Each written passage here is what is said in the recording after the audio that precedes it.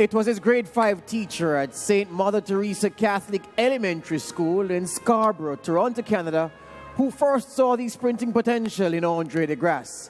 And now, significant years later, Jennifer Fernandez-Nunes can bask in the satisfaction of having had a hand in the development of the Olympic 200 meters champion at the Tokyo 2020 Games.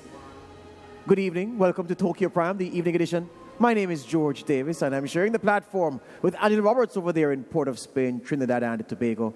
And on the stage with me, Pauline Elaine Davis-Thompson and Aileen May Bailey. Aileen, you weren't here this morning. We had a party reacting to Andre de Grasse's 200 meters victory.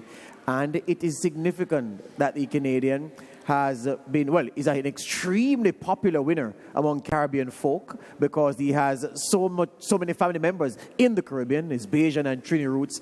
And every Jamaican on Twitter who has congratulated him has been saying, yes, congratulations to our cousin. Yeah, definitely. He is cousin. He's a part. I mean, it's crazy how much a lot of the athletes that are winning and performing well, they have Caribbean heritage, which is amazing. So definitely we have to claim him. And then he's double, so definitely have to claim him. But this morning I was watching it, but I had to silence share because I didn't want to wake up my mother.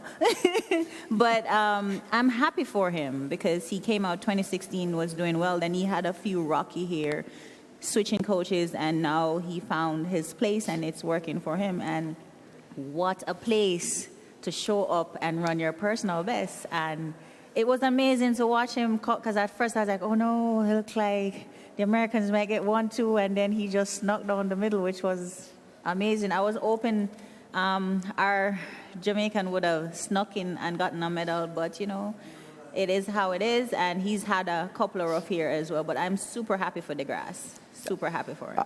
Absolutely. So, Pauline, the fact is that Bolt left the throne vacant, inviting others to come on through. De Grasse raced Bolt well, lost gold medals to Bolt, but also was on the medal podium beside the great Jamaican.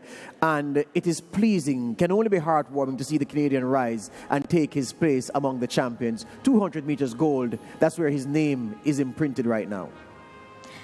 You're so right. De Grasse has been knocking on that door, and he finally kicked that door wide open. I am so excited for him. I'm double excited knowing that he has Caribbean roots, and so proud of what he's doing, not just to inspire Canadians, but the Caribbean at large because of his Trinidadian and his Bajan roots. He was simply superb. What a clean, technical race. As I watched that race, and I see how he was going into his pocket, come out his pocket, trying to stay as tall as he could possibly stay, stepping up over his knee and pulling the trap back underneath him, I was like, just wow. That reminds me of what I was taught. And I know that his coach was taught by my coach. And so I feel a sense of connection towards with de Grasse, and I'm over the moon for him. Simply said, over the moon for him. Alex Jordan was in the box seat where the interviews are conducted, and she spoke with Andre. Andre, congratulations. What a big win tonight. We know that, you know, you have Trini and Bajan roots, and we're based out of the Caribbean, so your victory is our victory. Yes. My mom is Trini and my dad is Bajan. So I know they're really proud of me. I got the Caribbean, all my cousins back home in the Caribbean supporting me, sending me messages of support. So I know they're back home. They're really proud of me. And, they've been telling me, gold, you got this. So I'm just so proud of myself. I finally did it. Yeah, you're so well loved across our region. Silver medalist behind Bolt in Rio. What did you learn in that final that you executed in this one? Yeah, my coaches told me I have to run the turn. You have to run the turn. I mean, if you don't run the turn, you're not going to win this race. And I knew I had to stay with the Americans coming off the turn and just relax, come home, relax and pump my arms and come home. And if I could do that, I'm going to win this race. And I was able to do that, and I got the job done. My mom told me she was weeping watching you speaking to the fam cam. From our angle, we can't see it. Who was on there? What were they saying? Yeah, that was my girlfriend, my 2 kids, and his friend from school, and her mom. They were all just there at home supporting me, watching the race. They woke up early to watch it. The kids woke up, they were so happy, they were so excited, and I can't wait to come home to them in a couple more days. Last quick question. Andre, you're just getting faster and faster. Yeah. When is it going to stop? Yeah, I knew I had more in the tank. I worked hard for this moment. I knew I was better than 2016. I've gotten older, I've gotten stronger. And every year I just continue to get better. And I just have to make sure I just go out there and execute my race. If I could do that, I'm going to run a personal best. Tonight you're the champion. Congratulations. Thank you. That's Andre de Grasse. Anil Roberts, sometimes it takes someone outside of our immediate circle to see something in us that is latent, but that catches their eye, but that the people who we spend most of our time with can't see. And I say that because that grade 5 teacher I mentioned at the top of the show, Jennifer Fernandez-Nuds, his teacher then, de Grasse was trending as a scholar in school, a man known for making speeches, speaking extemporaneously in front of his class. He was seen as the bright boy in the class, not as an athlete. She saw something, put him in a race one day. He impressed. She selected him as one of 2 to run against other kids in York County. He blitzed everybody, and from there his path was set, his destiny was set on the way to a track and field career.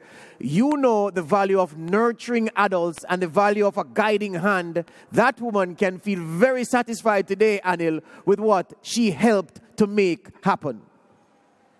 Well, George, before I deal with that, let me deal with a piece of greatness that I heard this morning on this show coming out of your mouth. I've run it through my head quite a few times, and every time I hear it, it sounds a little bit more brilliant. You said this morning, George Davis, the U.S. sent 3 powerful lawnmowers, and they could not cut the grass.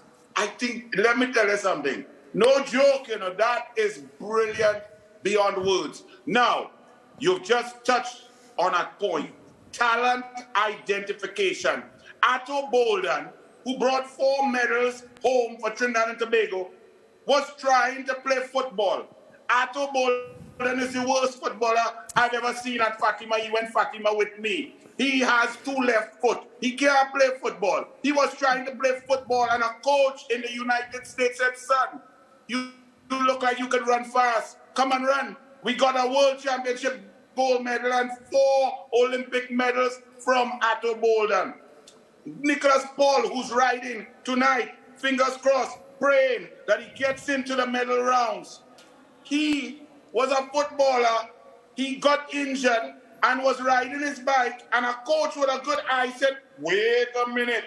Come, my son, come, my youth, try to ride this. This is a world record holder. So what you have spoken about is a critical area in the Caribbean. Jamaica does it in track and field. We all need to do it in the Montessori schools and the primary school level. We have to put people with an eye to spot talent and to put athletes in sports or in areas after their general physiological preparation that their bodies are made for. We also tend to just go into the 100 and 200 because we have success there. But we must understand we need to get more scientific, do the testing, get athletes into the 400, the 800, the 1500, because we can do it. But we focus on just what we're accustomed doing, and we sometimes put children into events that they're not suited for. I'm certain that young Tapper in the hurdles, when she was a baby, somebody told her she should be a gymnast. She probably could have been a great gymnast because of her speed, her power, and her diminutive size. We need to identify talent, get the coaches with the knowledge to prepare children early. De Grasse, Pauline Davis, a brilliant coach. She noticed something, because I've looked at the race 20 times since this morning. De Grasse, if you producer play him, you will see that his technique coming around the curve, look at his arms, his elbows, his back lift, as you would say. It reminds you of a tennis swing of Djokovic or Federer, a golf swing of Tiger Woods. His elbows and his shoulders extend backwards. People may think that's not going to drive you forward, but It puts a swing into his run, creates momentum, makes the track move, makes his body move. His hips are connected to his knees, his knee lift and his flexibility. He told Alex Jordan, I've gotten stronger and older, but I can also tell you, he's gotten more flexible. So he's been doing some yoga and some stretching. That's the hip lift and the elbow, everything connected, leading to speed. Absolutely so. Absolutely wonderful. And just before we take the bite from the Trinidadian who was in that race, Jereem Richards, let me go back to the panel on stage, because Pauline Davis-Thompson, talent identification is so important. In the nurturing environment of the schools, how many of us can hold up our hands and say, you know what? I started doing this because one of my teachers said I should do it when I didn't even know that I had a talent in that area. And here is Grasse, a young man who had not shown anything athletic before that point. Something the teacher saw and said, you know what, this boy can run, come and run for us. And the rest is the history that is still now unfolding. That's typically what happens, George. They're person that identify you. I was identified by my coach from the Bahamas, Mr. Neville Wisdom, on a grainy video, and I was running sideways. But he saw my gift and my talent, even though I was running sideways. And that's why my book is called The Pauline Davis Story, Running Sideways. Yes. I literally, George, ran sideways. But Mr. Neville Wisdom saw something special in me and decided that this young lady has something special, and I'm going to help her to become who she is. And so your coaches, your teachers are so important in making sure they identify something. I remember one of my teachers, she put me to the side, and she said to me one day, she looked at me and she said, Pauline, for a little girl, you have a very powerful mind, and that is going to take you someplace someday. So you have teachers and adults who have the gift to look and to see and to listen and understand that there's something really unique and special about this child. And you might have other adults who laugh and, oh, this child ain't this child ain't that. But that particular teacher or that particular coach knows what he or she sees and believe in what he or she sees, and is going to help that athlete to become something great one day. Aileen, there's a picture of Grasse as a full-fledged professional going back to his old school, meeting up with that grade 5 teacher and giving her a plaque. That was a very touching moment. But what is true is that given what he had shown up to the point he was with her in her class, she could have sent him to debate club. She could have sent him to the science club. She could have sent him to the math club or something else. She pointed him in the area of track and field. That's some other level talent spotting from that teacher in that moment at that time. I mean, that's good because, exercise actually stimulates the brain. So, there probably was a method to her madness, him being active. Yes. And helped because he's smart and making sure that his brain stays functioning the way it's supposed to and active. And, I mean, there's always somebody that's going to see your potential. Because my primary school teacher, running for me was therapy. So I was like a gangster little youth. But I actually started running cross country. But then I developed asthma, so then I started going back lower down and then I got stuck with the 100 and the 200. So you got stuck? Yeah. Because my lungs couldn't handle the long runs. Yes. But there's always somebody there that will see your potential. And because I didn't think I was going to be no runner, I wanted to be a vet because I grew up on a farm and I was taking care of sick animals all the time, so I wanted to be a vet. So running was never my intention, but somebody saw something, and then it worked out for me. So which is why I would love for our Minister of Sports, Ms. Grange, and all the athletic bodies in Jamaica to start and the region by extension, yes, to start identifying. Because I've been watching tourist video of all these young kids jumping off cliff and diving without the water a splash, and I've seen kids running up and down the street, playing football, all of that stuff. I've seen kids when I used to train at U. There was like a bunch of kids that used to come and flip gymnastics. And I was like, who's harnessing this talent? So we need to literally go around and implement stuff inside of these communities where we have these kids, there's always an elder in the community that can identify the talents. And we just need to invest in that in the entire region. Absolutely so. All right. There was a Trinidadian in the race, Jereem Richards. There was a Jamaican as well, Rashid Dwyer. Jereem Richards ran in lane 2, Dwyer in lane 9. They finished out of the medal places. But let's hear what Jereem the Dream told Alex Jordan after his run. Jereem Richards out of Trinidad and Tobago, 200-meter final here at the Olympics. You've changed camp. Can you talk about your progress individually since that change? Definitely more confident this year. Yeah, that's all I can think about right now. We saw what it meant to you to make this final. Yeah, it meant a lot. Definitely meant a lot. A lot of hard work, a lot of sacrifices, a lot of mental battles. Thank you to my mental coach, Lisa Mohammed.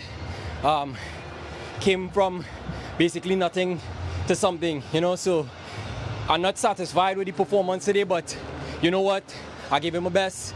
Praise God, I finished healthy. Congratulations. Thank you. What an ambassador for Trinidad and Tobago, Jereem Richards. If you never met him, he is a consummate gentleman, an absolutely cracking young man. Jereem Richards is running out of the medal places in that final. And then Roberts, earlier today, you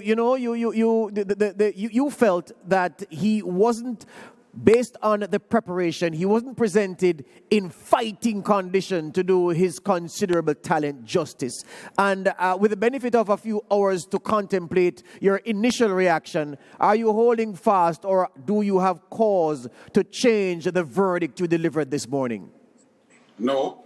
He said he changed camp. He's got to change camp again. When you have the privilege to coach an athlete of the brilliance, the amazing capacity, a natural gifted talent who is also disciplined, honest, hardworking, and gives his all, you have to accept the responsibility as a coach, as a manager. You have failed. Jereem Richards did not fail. We as coaches have to prepare athletes, and if they're not prepared and they give us their all, like Jereem Richards has. He listened to everything the coaches said. He works hard. He's disciplined. He's mentally strong. He's honest. He came out there. He's passionate. He's patriotic. He gave it his all, and it was not there. Therefore, whoever designed the program failed. Change of camp. I'm very annoyed. Furthermore, you were talking about talent identification, Eileen and Pauline. Let me tell you something. In 1993, they were opening Pier 1 down here. It's a sort of nightclub spot. And I saw George Bovel's parents. George Bovel III was 10 years old. He was swimming in Trinidad in a club called Flying Fish Swim Club. He was getting beaten. He was coming 4th and 5th. There were boys like Kemi George and so on, blowing him out in the national championship. I told George Bovel and his wife, Barbara, that boy is a world record holder. Give me him. This boy, they laughed at me. They said, Anil boy, drink a rum and cool yourself. That boy getting licks. He ain't no good. You look at him, he can't win a local title. 8 years later, I got my hands on him after he'd been all around the world, spent hundreds of thousands of US at bowls in Jacksonville, all sorts of American coaches. I got him for 3.5 months and took him from 44th in the world down to #1 and made the final in Fukuoka, Japan. We've got to identify talent. We've got to be real. The coaches have to educate themselves. And I'm very sorry. The management and coaches of Jereem Richards must accept responsibility. That young man gave his all, his heart and soul, his brilliance, and he just was not there. That means the preparation was wrong, the program was wrong, the technique was wrong, the fitness was wrong, the management was wrong, the rest was wrong. Not the athlete. The athlete came and gave it his all. Yep, Jereem the Dream Richards finishing out of the medal places in that 200 meters final. So the Jamaican now, Rashid Dwyer, his coach, Maurice Wilson, a man I have tremendous respect for. He's the principal of the G.C. Foster College of Physical Education and Sport based in Spanish Town, well, Angels to be precise, in St. Catherine. He said before these championships, these games rather, that Dwyer was a medal contender on his best day. He ran out of lane 9, didn't quite threaten the medals. He spoke with Alex Jordan after his run as well. Rashid Dwyer, an Olympic 200-meter final. Your story has been one of overcoming injuries, overcoming illness. Merely making this final, is it a win for you? Yeah, it's still a win for me. Yeah, it's still a win for me. Go out there and perform in the finals. I come out injury-free, so I'm very grateful. Can you tell us how you managed to overcome all of that difficulty to get your body back into a shape to make an Olympic final? Just some patient work with me and my coach and my therapist. Gradually doing some recovery and a lot of treatments. Well done, Rashid. Congrats. Thank you very much. Rashid Dwyer there. Aileen, you say you were hoping that he could do something extraordinary and get among the medals, and that would have taken an extraordinary effort. Didn't quite have that today, but what do you make of his 3 runs in the 200 meters, which culminated, of course, in a final appearance? I mean, like, throughout the rounds, he was progressing and improving. I think he ran a couple of seasons best throughout the rounds. But I know he's been dealing with, like, injuries and stuff like that. So for him to be able to come back and make the finals, that's an accomplishment in itself. On his best day, definitely he would have contended a medal, but this field was just a little intense for him. And I mean, he just has to make sure his crew has to make sure they keep him healthy, make sure they address the issues that he's having, and he'll come back next year and do well. You know, Pauline, one of the things I've always imagined to myself, especially for elite athletes in the individual sports, is you can make the final of an event, but you know in your mind that your body is not quite right because maybe you've had injuries and the recuperation process has taken you so close to the championships that you're contesting that even though you're not feeling any pain, your body is not quite in the groove yet. And you stand at the start line and you say to yourself, man, I would love to be in tip-top shape because I'd show these people something. So it must be frustrating as an elite professional to be in a top-level event like a 200 meters final and not quite have everything in order, not knowing if the circumstances will collide for you to be there again, and that this may be your one moment, and the regret at not being in tip-top condition when you're in that final. That must be frustrating for an athlete, and I'm saying that must be frustrating for a man like Rashid Dwyer, who wasn't quite there in every respect in this final. Yeah, young Rashid looked like, he wasn't quite there, and I'm sure it has to be frustrating for him because as an athlete, you work so hard. You make so much sacrifice. You try to eat right. You try to go to bed on time. It's sacrifice, plenty sacrifice that you have to make, that your family have to make. People keep forgetting that. Your family has to make a lot of sacrifice to help you to get to where you have to go. And then also, whoever's coaching you has to make a lot of sacrifice to get you to where you have to go. And you get there and you realize that, oh my goodness, yes, I'm here at the big dance, but I'm not 100%. But you still put in your mind that I'm going to go out there, I'm going to give whatever I have to give today. And sometimes if you are lucky, whatever you have to give today is going to get you to where you have to go. But for the most part, that doesn't happen. It doesn't happen. Yeah.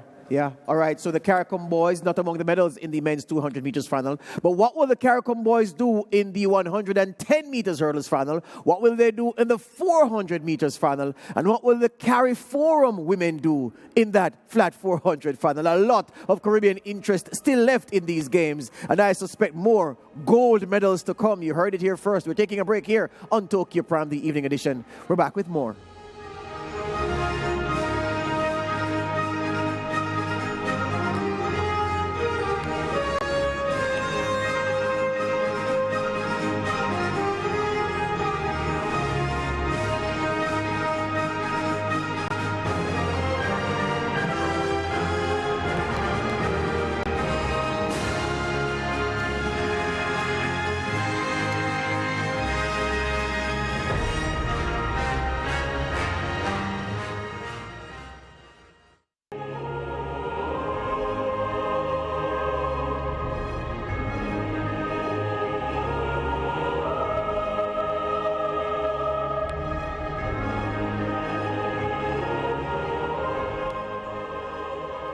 The big question, can Shaunae Miller-Uibo defend her Olympic 400 meters title? She'll have a battle on her hands because this woman is looking awesome. Stephanie Ann McPherson, the Jamaican, and Paulino from the Dominican Republic, perhaps looking the most impressive of all. So this is these are the lane assignments. Canera Hayes from the USA will run on the inside. Roxana Gomez from Cuba is there. Cuba. Candice McLeod, the Jamaican, in 4.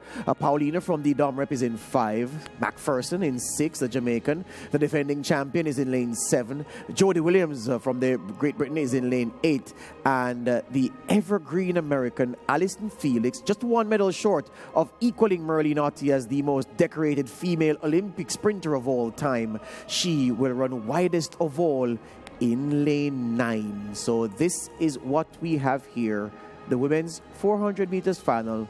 That's the start list. All right, so I'm going around the shop now to ask for an assessment from my experts as to what they think will happen in the final. Aileen, I'm starting with you. 48. Everybody has the PR, but I'm gonna go with my birthday twin, Stephanie. She looked good. Yeah. She shocked herself, like with the time that she ran today, and she looked good, and she kept shifting gears every 100 meters. She kept finding extra energy. So, I mean, based on what I'm seeing, I feel that we could get 2 medals. We meaning the Caribbean or we meaning Jamaica? Well, Jamaica. Wow, really? So you're saying Candice McLeod can get on that medal podium as well? She looks good, man. Yeah? She looks good. But there's some real hot steppers in the race. Gomez from Cuba looks good. Paulina looks good. And of course, the defending champion must have a shot at the defending champion is the one to beat, one would suspect. Yeah, definitely. But like if she's mentally prepared. Yes. If they have like a mental coach there, making sure that she's mentally prepared to be able to run through the pain no matter what. As long as it's not something that's gonna cause serious damage, because obviously she's running, so it's not something that will cause serious damage. So as long as she can run through the pain, she should be fine. But she's going to have to work for that. Stephanie wants it bad. But based on this run from McPherson, did that run strike you as someone who had something left in the tank? Yeah. You're convinced there's more to come? Yeah, there's more to come because she looks chill. She looked chill. Like there's no expression. She shocked herself. Yes. Because it's obvious when she saw the time she ran, she was like, so there is more left in the tank. Right. And she's following the protocol. Whatever her coach tells her to do, she's going to do it. And she's in the perfect position because Shaunae is in front of her. Yeah. And Shaunae is going to go out. And Allyson is in front of her. And Allyson is going to go out. So she can pace herself off them. And if she stays with them and pace herself, once she gets in the straight, because she can sprint. So if they're neck and neck, she will outsprint them. All right. So your gold medalist is McPherson. Give me your silver and your bronze. So my silver, I'm a put some magic. I'm hoping Shaunae can pull off at least a silver. Mm-hmm. And your bronze? And then my other Jamaican. So McLeod bronze. So yeah. McPherson, Miller-Uibo, McLeod. Yes. All right, your top 3. All right, I'm going to get the views of the rest of the panel. Let's hear what Stephanie Ann McPherson had to say post-race. Stephanie Ann McPherson, a personal best on the biggest stage, 49.34. How are you feeling? I feel good. I feel good. I feel really, really good. What worked for you in the race? I mean, you just looked in control, the whole while. I mean, I was so focused, and I even remember that my coach told me not to run that hard. I was just ready and focused. I just want to run. It's such a brutal race, and quite hot conditions in Tokyo, although tonight not so bad. That recovery looks difficult. I mean, you were a little better than Sade, but people lying down on the track for quite a while. Huh? No, I wasn't lying down because I want to recover. Just one of my friends passed away last year, and one of his friends was down there, and he told me that Maury will be so proud of me. And then my knees get weak, because he was one of my good friends. What a powerful story. Congratulations. We look forward to seeing you in the final. Thank you. Yeah, my producer is right. You know, I can't recall ever seeing an interview from Stephanie Ann McPherson where she is so emotive, really overcome by a combination of things. The memory of her recently deceased friend and the manner of her victory, the time on the clock, all those things combining. I suggest to you that this Jamaican is as right as she has ever been and will be a danger to all. But Pauline Elaine Davis-Thompson has been on the bubble right beside Aileen, has been wanting the microphone to be passed to her, metaphorically, of course. You have the floor now, Elaine. Make the case for Shaunae Miller-Uibo. Tell us why you think she will, and if she won't, why are you apprehensive, if you are indeed apprehensive? First of all, you did say earlier that she's defending Olympic champion. For sure, she is. And she's going to go out there and she's going to defend that Olympic title. There's no doubt in my mind that Shaunae can do that, but I do have a little tiny, itsy-bitsy concern. I'm a little concerned that I see her right knee all taped up. That kind of have a little tightness in my tummy. But I'm hoping that it's nothing serious and that she's going to be able to get out there tomorrow and she's going to show the world the kind of champion that she are. She's going to show the world that the mighty Bahamas, you know, George, I don't know if you know, but the Bahamas is known around the world as the greatest sporting nation in the world. Oh, for real? Oh, yes. Yes, sister. Yes. Yes. Okay? Yes. So. I'll take your word for it. It's a fact. I didn't say it. That's what they say. Yes. So I'm saying to you that Shaunae realized that she comes from the greatest sporting nation in the world, a nation called the Bahamas, and as the American like to say, a pimple on the butt, right? Yes. But the pimple on the butt has produced some amazing athlete, great athlete like Shaunae Miller-Uibo, and I know that tomorrow she's going to be running with the spirit of the Bahamian people. She gonna hear that gold scream drum start licking. She gonna hear that cowbell start shaking. She gonna hear that whistle, and she gonna do her thing, and she gonna bring home that gold back to the Bahamas. So you have no doubt that Shaunae Miller-Uibo in the right frame of mind, and this is important because we've had a very good discussion on this show before, talking about the potential damage to her frame of mind from what happened in the 200 and her own personal injury issues. You're saying that she's going to be stronger than this Jamaican, than Paulina, the Dominican Republic athlete, than Gomez from Cuba. She's going to be stronger than all. You're confident of that? I'm not going to disrespect any of the athletes. Yeah. It's not disrespect to say that she's going to be stronger. Confidence. It's confidence. Yes. Yes. Okay. But I'm not going to take anything away from them. Yes. Because they in their own right are amazing athletes. The fact that they're in an Olympic final, yes, you can never take anything away from them. All I'm saying, my little sister, Shaunae Miller-Uibo, the defending Olympic champion, is going to defend her title. All right. The woman has spoken. When we return from this break, Anil Roberts gets his chance to look at the field line by line, and then he will, his opinions, his analysis will climax with his selection of the gold medalist, the silver medalist, and the woman who will win bronze. Back with more on Tokyo Prime, the evening edition after these.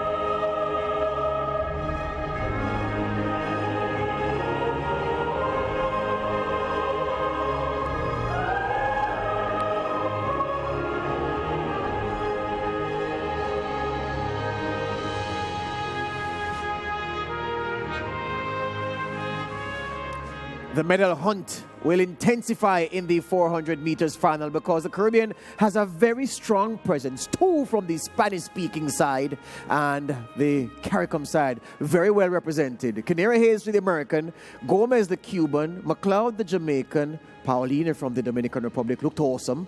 McPherson from Jamaica looks awesome as well. Miller-Uibo, the Bahamian, the defending champion, will not let go of her crown easily. Williams from Great Britain is there. And then outside of them, lane 9, sprinting royalty, the affable American Allyson Felix. Anil Roberts is at his perch, in Trinidad and Tobago. Anil, I want you to look at this race, analyze where it's going to be won for me or where it's going to be lost, and then I want you to tell me, my friend, where the medals will go. I will do just that. Before that, though, George, I think it's very important that I make this point to coaches in the Caribbean in every single sport. If you are a coach, you hold the dreams of individuals with God-given talent in your hands. That is an awesome responsibility. For if you get a God-given talent, a child in your hands, you are the painter. You must paint the canvas to bring the glory. So when you see me coming down hard on coaches like myself, I criticize myself harder than anybody else and try to improve.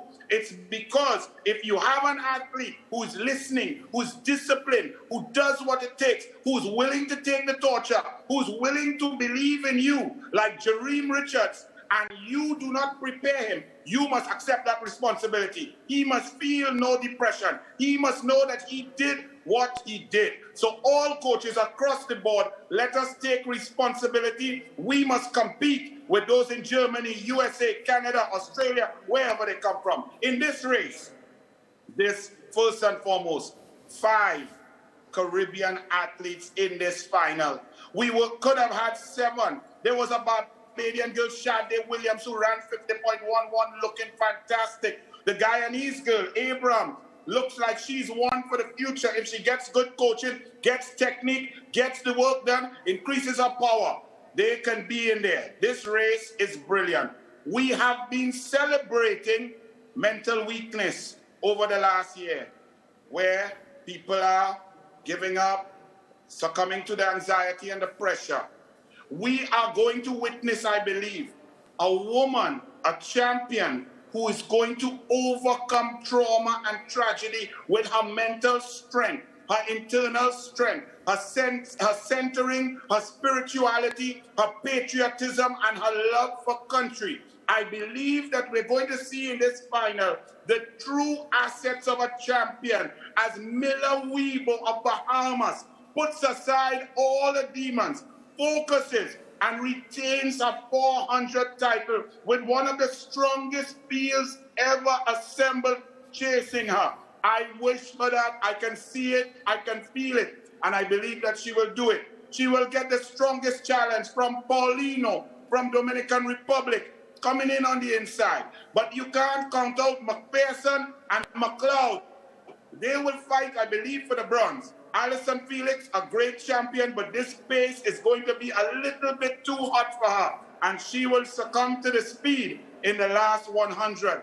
There you've got to watch out, though, from Great Britain, Jodie Williams. She had a great race. There's something about doing a personal best. Some people might say you don't want to run so hard, and you may get, your fibers torn and so on. But then there's also an overcompensation of positivity, belief, and self-esteem. When you're on a high, just like in a football World Cup, there's a team of destiny. Jodie Williams is on that high. She's feeling good about herself. She went back to the village, she ate, she's smiling, she's feeling great. So that could translate into danger and a possible podium finish. So look out for Jodie Williams. But Miller-Uibo, Paulino, and McPherson and McLeod fighting for bronze.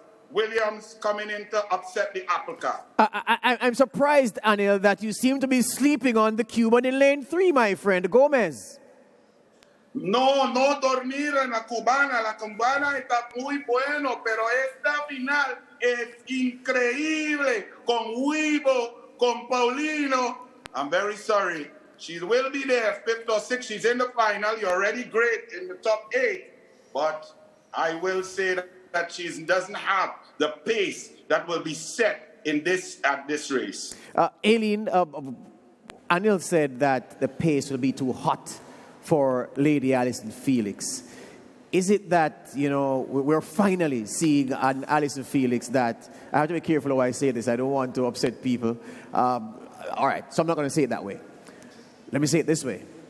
Allyson Felix, we've seen the peak already, and that at this level where she is right now, that there are, for the first time, she's going into a 400 meters at a major championship where there are women who are significantly faster than her and better than her at this stage. And while she will contribute to the spectacle, she won't have it to get near the podium. Is that your agreed sentiment about what her likely performance is in this final? I mean, we can't count her out because she's a fighter. Like, she came back from, a lot, having a baby, C-section, having complications, and getting back to where she ran a 49. That's amazing. But we can't count her out because the craziest thing, because she has nothing, she has nothing to gain right now.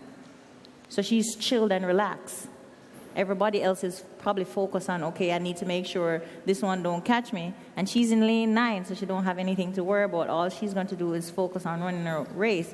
And medals have been won out of lane 9. And Allyson World records have been set out there as well. Yeah, and Allyson is a seasoned vet. So we can't count her out.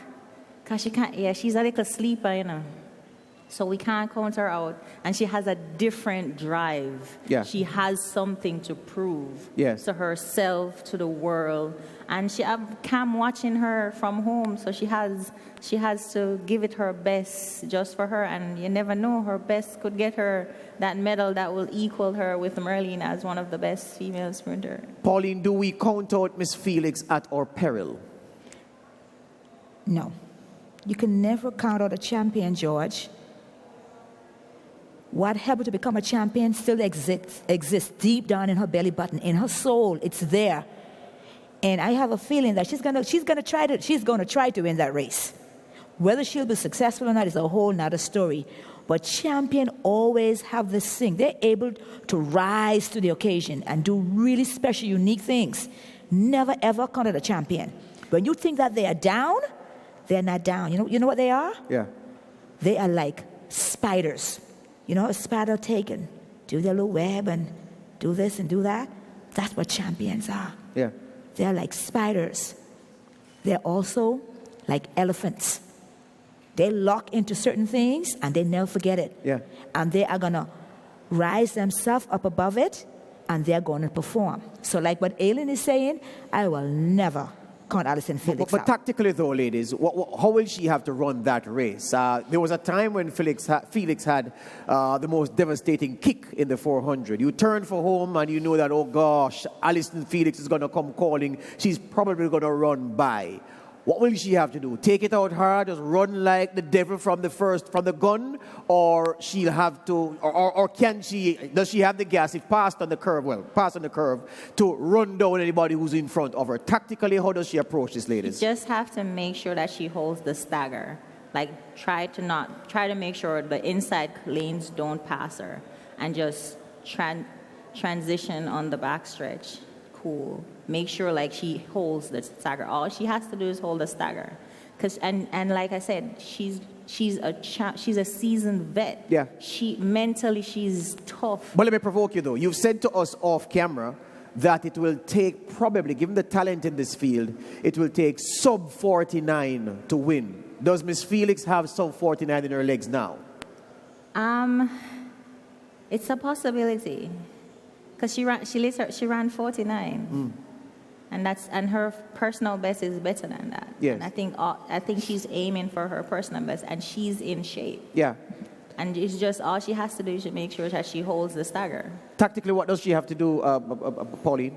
First of all, she still has muscle memory. Muscle memory is where your muscle remember that it's been to this level before. And so to get it there is not going to take a whole lot, just a lot of determination on your part. I think it's going to take for her to say to herself, I'm at the big dance. I've been here before. I can do this. Remember, she's a mommy. She just went through pregnancy. Pregnancy is not an easy thing. She just had a whole child. So she had to go through a lot of stress to even deliver her daughter to safety. And so, therefore, I'm sure that's in the back of her mind. And I know that her daughter is in the back of her mind because she loves her daughter so much based on what I see on television. And so she's going to want to show her daughter, just look at mommy. Look what mommy can do. I'm doing this for you, baby, to inspire you one day to be the best that you can be. All right. She have up Shaunae from 2016. So. Trying to avenge that defeat.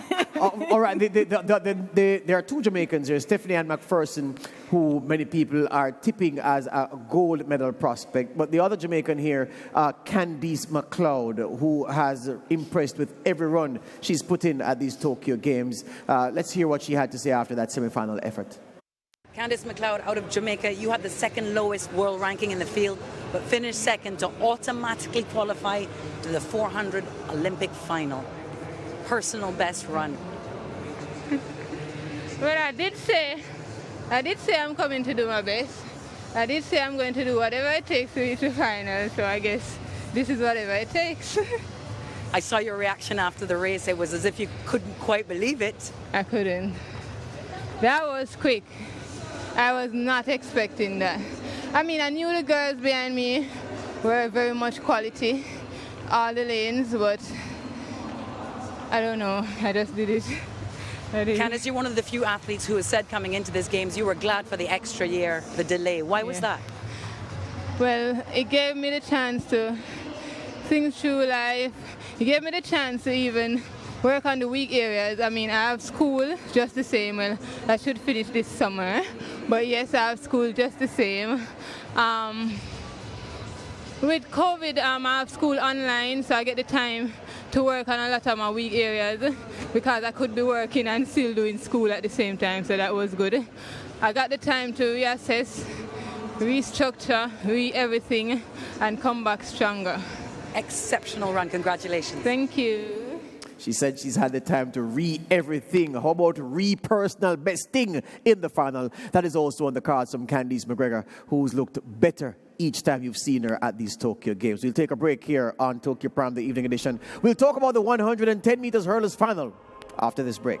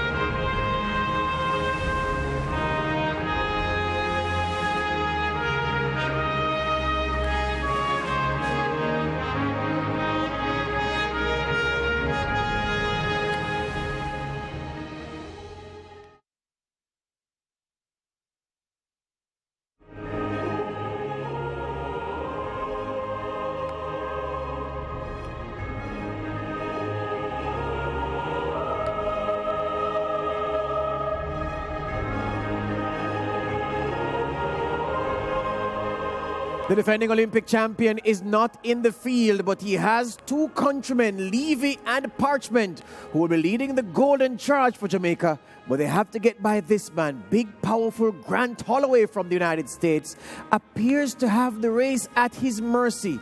But a 110 meters hurdles race is never run in the mind or on paper. It's run on the day. So two Jamaicans, two Americans, two Frenchmen, a Briton and a Spaniard. Martinez, the Spaniard, is in lane 2. Potsy from Great Britain in 3, Holloway in 4 from the United States, Levy the Jamaican in 5, Allen the American in 6, Parchment the Jamaican in 7, and the two Frenchmen on the outside, Martineau Lagarde and Aurel Manga, rounding out the field out in lane 9. This is a highly technical event, Anil Roberts. How do you see this one? Well, George, while you may say that it is never run in the mind, the medals are not given out in the mind. But when you see these athletes at the start, when they're being introduced, and you see them rocking like this, side to side, side to side. They're actually running the race in their mind. Visualization of their steps, their hurdle, their land, their drive, each hurdle, while they're listening to their introduction and how many medals they got and where they come from. They are visualizing. This is such a technical, brilliant race. It's an open field, but as you said, USA Holloway has the advantage. He looks to be the man in form. But Parchment looked very controlled. He was going over his hurdles with consummate ease and looking brilliant. So the two Jamaicans have a chance. But in a technical event, I never count out a Japanese athlete. And of course, Devon Allen from the USA out of Oregon. He's been in the final before. He finished 5th in Rio, and he'll be coming. But this will be a race that would be tremendous, and no one can predict in this 110 hurdles who would win. To my other ladies on the set, let me tell you and let me make it lucidly clear. Allyson Felix is a great champion, 9 medals in the Olympics, and she has already achieved above and beyond by even making the Olympic team to run in Tokyo. So no one will ever doubt her or downplay her achievements. But every athlete comes to a time when their muscle memory does not help because the muscles are not as powerful. Age, as the supreme being made us, makes us less powerful, takes away our anaerobic capacity, takes away our fitness. The mere fact that she's there is brilliant. Michael Holden got slow. Curtly Ambrose couldn't bounce the ball anymore. Brian Lara couldn't hit the ball out of the park. Michael Jordan had to retire. Michael Phelps had to retire. Allyson Felix, unfortunately at this stage, has reached the end of a great career. And she does not have what those other younger, fitter, mentally strong champions have. So we will see it. Unfortunately, she will not be on the medals, but we still respect her career. This 110-meter hurdles, I was very disappointed that the Barbadian Braffett didn't make it. He had been showing for 3 years a sort of quickness, speed, ability that I thought he would be able to get into the final. But something happened in the last 40 meters and he crumbled. So unfortunately, Barbados does not have their finalists. Hear you on that. Let's hear what Anthony Parchment has to say after his semi-final run. So Parchment of Jamaica, well, you really made up some ground at the end there. Tell us about it, race. I'm still working on the first part. It's coming together. I think I'm getting it slowly. Hopefully next round, first half will be a lot better. Everyone talking about how quick this Mondo track is, perhaps a little difficult to control in a race like this. Definitely. When I did my test, I felt like I was flying into the hurdle. That's a good thing. Yeah. Wonderful. Well done. See you next round. Thank you, man. Yeah, the technology firm that built the Mondo track said it is giving a 1 to 2% boost to the athletes at these games. That has been scientifically measured. It's not someone thinking, well, you know, maybe about 2%. No, they've measured it, and that's the boost that they say the athletes are getting. Hansley Parchment, they're saying he tested the track, and he felt as if he was flying. The question, Aileen Bailey, can he fly to a gold medal? Can he fly and catch the bird? Grant Holloway, the big man, is super fast between the hurdles, super smooth over the obstacles. Can Parchment land a vital, decisive blow? Based on how Grant has been all year, and Parchment just said that he's working on the first half of his race. So if he gets the first half, definitely he will be able to go neck and neck with Holloway. But if he doesn't get the first half, I'll settle for a silver medal. But he's looking really good, and he looks smooth and gliding. So with his start being how he wants it, he can definitely challenge Holloway. What about the other Jamaican, Ronald Levy? Levy looks good as well. So you can't count him out because he looks really well. So, and he looks like he's a fighter too. So it's going to be down to who gets out of the block, who is technically sound, and who no murder the hurdles then.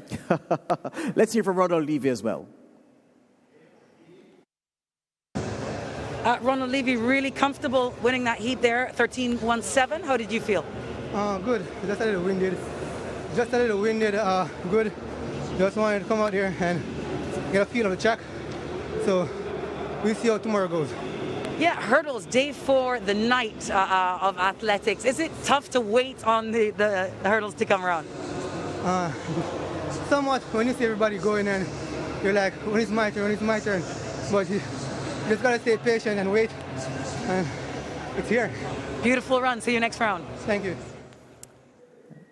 As Jim Ladden sang in the dance hall some years ago, when it's gonna be my time to shine. Well, Ronald Levy will have his chance to shine a few hours from now. Pauline Davis-Thompson, we're looking at the field. Grant Holloway, the American, is many people's favorite to win this event. Hans de Parchment looks good. Ronald Levy, the Jamaican, looks good. The two Jamaicans look good. And there is the other American in it, Allen, as well. How do you think the medals will be shared in this event?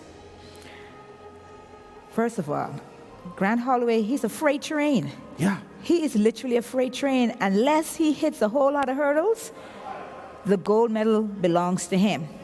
And I'm definitely hoping that Jamaica will get at least a silver medal. Yeah. And hoping and praying that he doesn't hit any hurdles, but it's gonna be a difficult race for a lot of these athletes in this hurdle event later on tonight, because they're going against a freight train, and a freight train runs through any obstacles. There you go. All right, so the 110 meters hurdles final coming up later on the schedule. Break time now, back with more Tokyo Prime, the evening edition.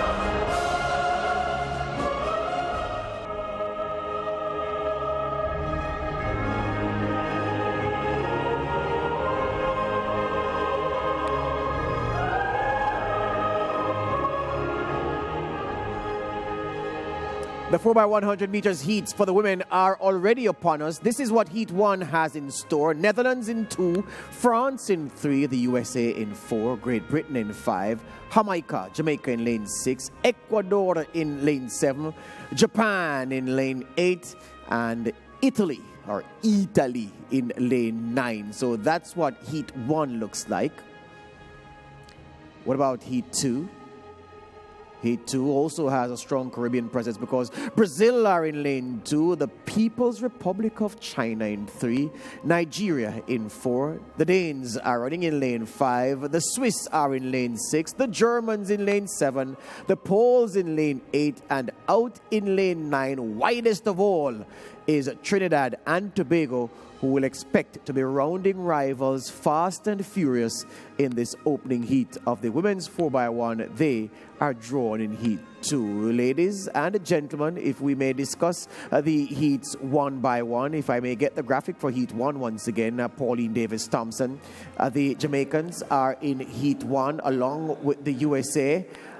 Should we safely assume that those two will qualify? And before we even get talked about who will qualify, you've seen the big three sprinters from Jamaica already, Pauline Davis-Thompson.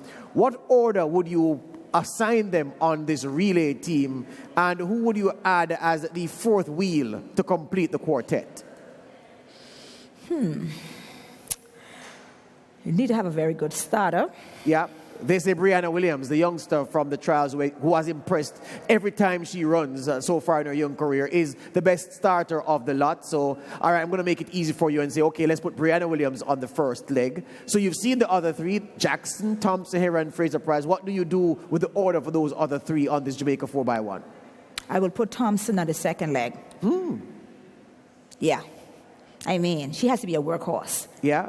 She has to run the longer distance. Yeah. When you run the second and the third leg, they are called workhorses. Yes. They carry the baton the longest. Yes. You shorten the distance for the starter, and you shorten the distance for the anchor leg. Yes. So Brianna Williams first, Elaine Thompson-Herah second leg. And I will put Sharika on the third leg. Yes. She's a quarter miler. Yes. So she should be able to, and she's ready to run 10.7. Yes. So we know she has no issue with holding her foot speed. Yes. Right? And then, of course, Pocket Rocket. Mommy Rocket to bring it home. Yes, to anchor baby. Yeah. That's the way I would do it. Yeah. I'll have my 2 workhorse. First of all, when you run the 4x1, you want to lead. You don't want to see nothing happening. So you got to be out front. Yes. And you got to put the pressure on the teams behind you. So first leg has to be awesome. Great starter. Be able to maintain, take to that second leg, which will be Elaine Thompson. And we know Elaine has great top end speed. She'll run more than 100 meters. Yes. Then you take it to the third leg, to Shakira. She'll run also more than 100 meters. Yes. And then you take it to Pocket Rocket, or Mommy Pocket as they call her, to finish it off. That's my layout. What say you, Aileen? I mean, yeah, that's the layout I had initially. So if that's the layout that both of you have, right? So I'll provoke you then. I decided not to provoke Pauline. No, but hold on. You can I have 2 options. Yes. So we can flip it. I know Shelly is good on a curve. Yes. So if it's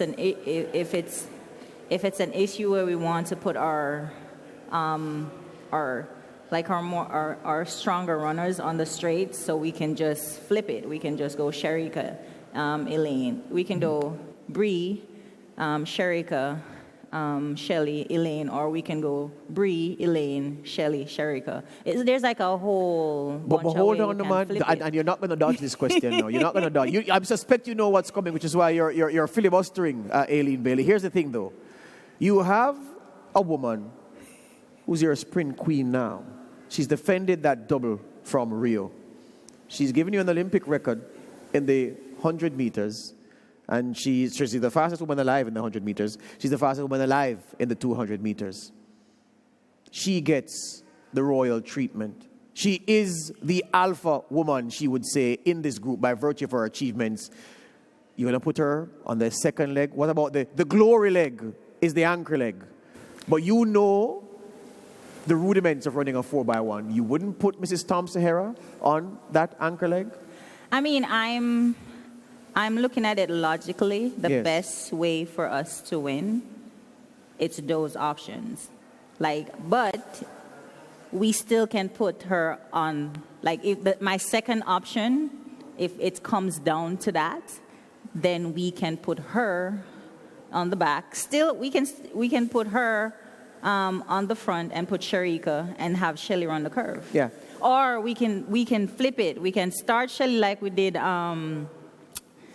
When did we start Shelly? We won that year. Was it World Championship? We started Shelly to someone, and then Sharika anchored. You're talking with Karen Stewart and... Yeah, we started Shelly to, I think, Elaine to...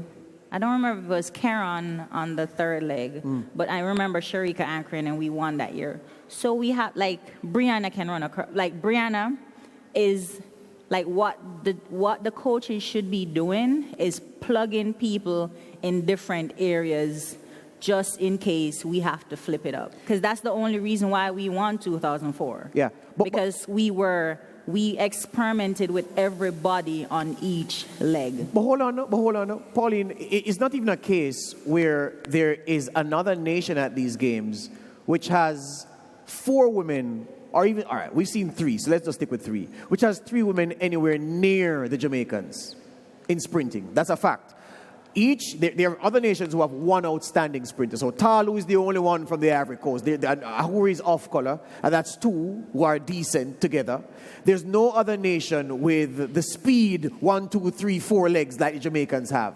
So I'm saying, Elaine Thompson-Herah, and I'm sure this is what our supporters will say, and you know how people are, they'll go on social media and they argue about it.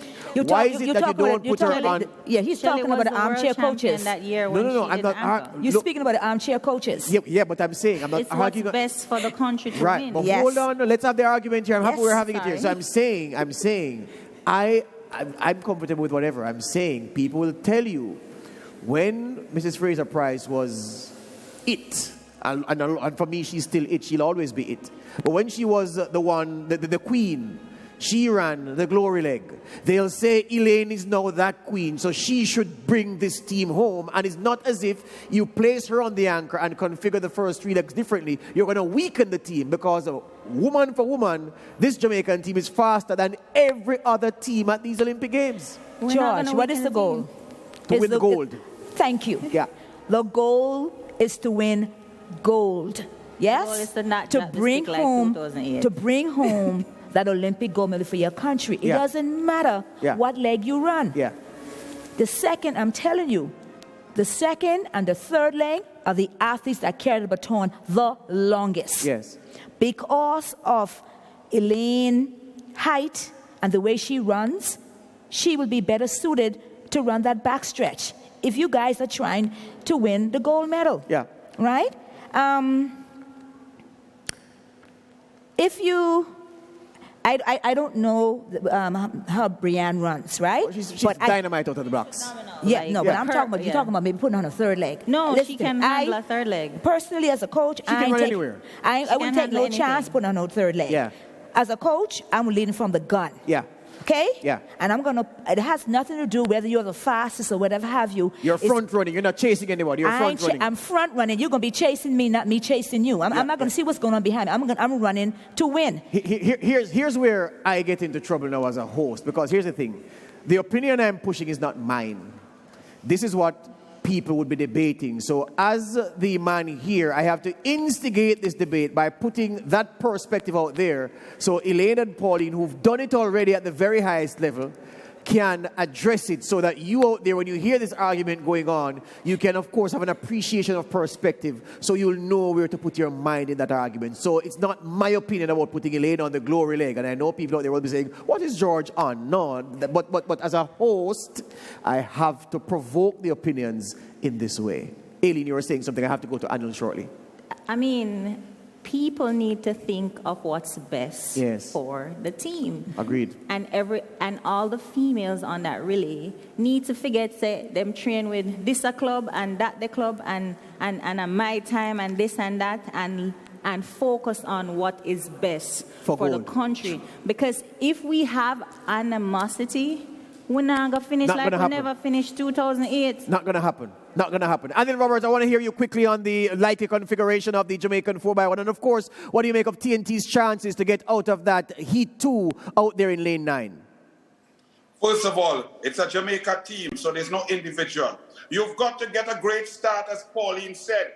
Therefore, I start with Mummy Rocket because I want no mistakes. I want a clean, brilliant start, and I want to run from in front so there's no confusion with back or chasing. The longest, most powerful, most meaningful, the stake of the matter of the relay is the second leg. I give my queen, the greatest runner, the 100 and 200 meters, to take my country and put me in the lead. I then hand off to Sharika Jackson, the 400-meter runner, to continue to lead. And I let the little star who's coming up to be the next queen finish the relay in the least pressure with a lead of over 18 meters clear to run down that stretch brilliantly to finish off at the young.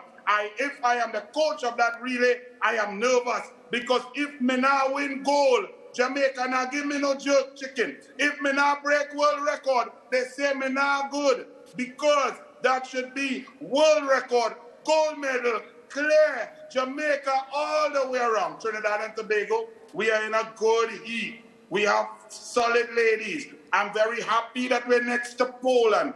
Poland, historically, traditionally, are some of the best passers of the baton. So if I can follow Poland, it will take me into the final. And once I'm in the final, the podium is beckoning. Absolutely so. Look, the key to the game, get the stick around, and everything else will take care of itself. That's the end-all and be-all of any relay, especially the 4x1, you can drop the baton in the 4x4 and pick it up and get back. In the 4x1, you can forget it. Get the stick safely around, and the rest will take care of itself. You'll get what you deserve. That's been our time. Well, that's our time. That's our show for this evening. That's Tokyo Prime, the evening edition. Thank you, Anil Roberts. Thank you, as usual. Thank you, Pauline. And thank you, Aileen. And thank you out there for watching and for continuing to support us as we bring these games to you Caribbean style. It's the kind of coverage that you've always wanted, and it's the kind of coverage that we are so pleased to be giving to you day after day. Reach!